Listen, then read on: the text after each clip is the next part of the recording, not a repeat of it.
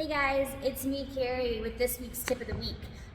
We're getting ready for our next challenge, which is in September, and it's going to be a jump rope challenge. So today we're going to talk about how to properly jump rope, how to size your jump rope, and get ourselves totally ready for the next challenge.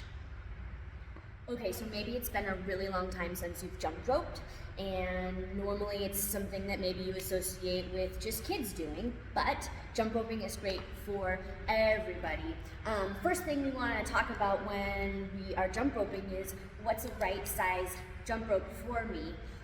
This is pretty big. It's taller than me. This jump rope is too big for me, but how do I know how long a jump rope should be?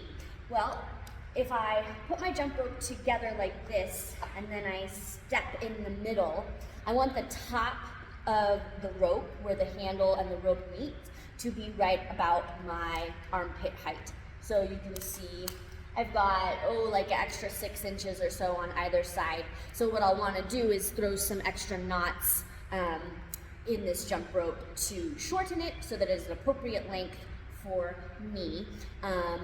And anyone that's a beginner jump roper.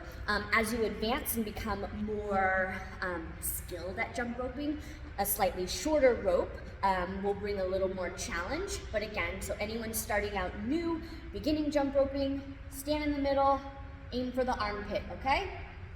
All right, so I've got my jump rope. This is a good size length for me. And we're just gonna go ahead and start jumping rope. Couple of things to think about as you are jumping rope. You kind of wanna stay in the same place and think about your body going straight up and down, like you're just having a spot on the ground. You're gonna hit that same spot over and over again. As you are jumping rope, again, you want to think about how high are you going.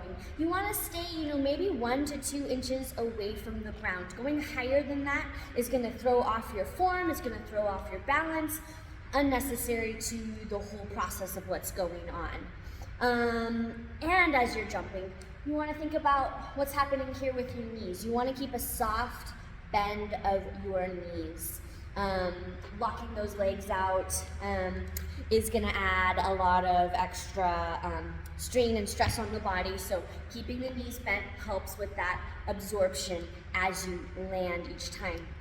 Speaking of landing, you also want to consider that when you bring that foot down and strike the ground, you want to land on the ball of your foot rather than striking the full foot down. That, again, is going to be very heavy and harsh on your body, so land on the ball of your foot. It'll be a shock absorber. It will be better for your body. And then as you are twirling that rope, I'll set my rope down inside. Don't think about it as like a big arm movement.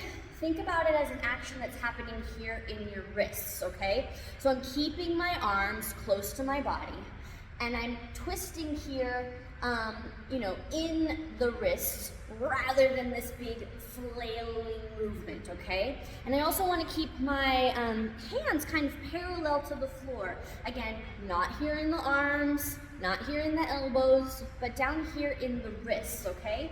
And what else do we have here? Keep your shoulders pulled back and down. Again, this kind of comes back to that point we talked about before, where we want to keep that body nice and tall, shoulders back and down. Try not to hunch forward, try not to arch through the back and jump rope over here. Stay nice and tall, okay? So let's put all those things together and let's see what it looks like, okay? So I've got my jump rope. I've already sized it. It's good for me. And I'm just going to start jumping.